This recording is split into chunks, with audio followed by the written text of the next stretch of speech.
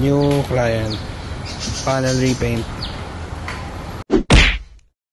So, okay, re-repaint natin. Ito, bale, yan, na-prep na natin yung isang bumper niya dun sa unang video natin. Tapos ito, i-re-repaint natin.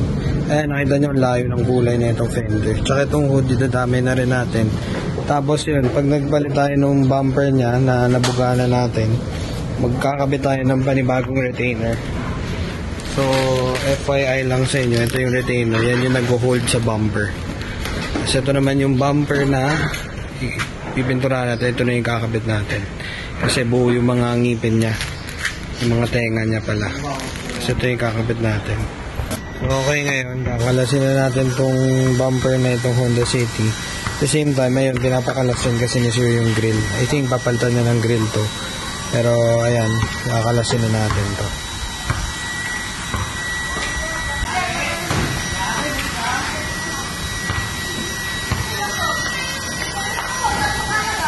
So, okay, ito yung tama ng City natin. Ayan, ito yung nagbakbak na yung paint niya. Tapos, ang dami niyang gasgas.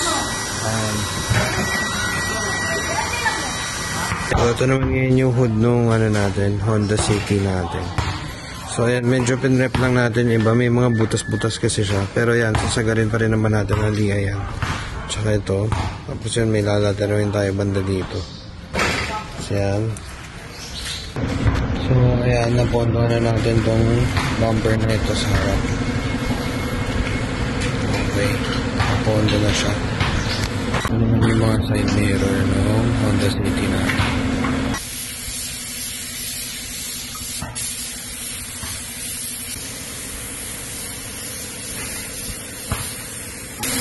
So, ayan, nagpondo na tayo dito sa hood ng tapos may mga ilang bulan lang tayo ulit ng konti.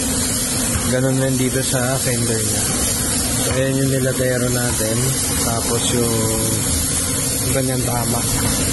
So, para align na rin natin lahat-lahat. So, ayan. Nagpupunto na tayo ng kulay niya.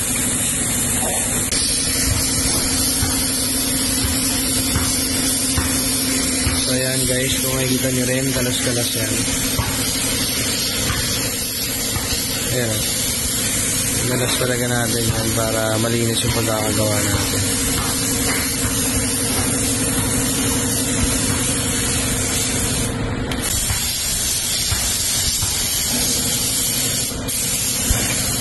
So ayan, kinukulayan na talaga natin yung auto.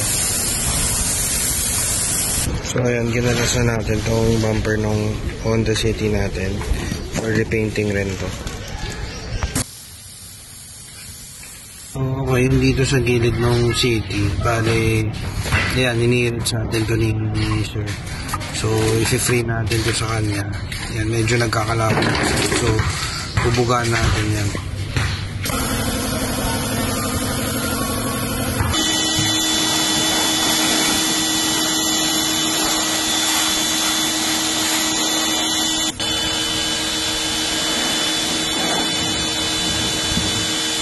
So, isasalpak na natin ngayon yung bumper. Ito na yung mga bago niya retainer. Ayan. So, ayun. Dali, natapos na natin to. So, binubuo na lang natin. So, yan na yung pinaka-finished product niya. Babalik na lang si Sir for buffing para makatuyo maigi yung paint. So, huwag kayo masyado maniniwala dun sa pagkabuga tapos babuffingin nila kagad. Kumbaga, hindi pa tama yung curing time next binuffing nyo. Dun nangyayari yung pananariwa. So, ayan, pinapol kasi natin yung kulay. Since yung kulay ng kotse na to, ano na siya, baga iba-iba na siya. So, para lumapit siya. Kasi napimpurahan to before, iba yung kulay niya, sobrang puti. Tapos yung ibang parts niya, puro dilaw na. Tapos, ito, BBs natin guys, sir, pininturahan natin yung pinaka-shark fin niya. Tapos dito medyo may kinakalawan. Pakita natin. Ito. Tapos yung bumper niya sa likod, ayan, kung makikita nyo, binagano natin yan. Yan yung pinaka-finished product niya. So, ayan, natapos na natin yung natin, panel repainting natin. So, ayan, ito na yung bumper na sa likod.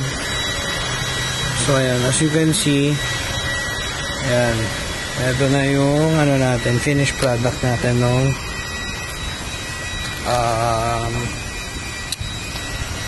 panel repainting natin.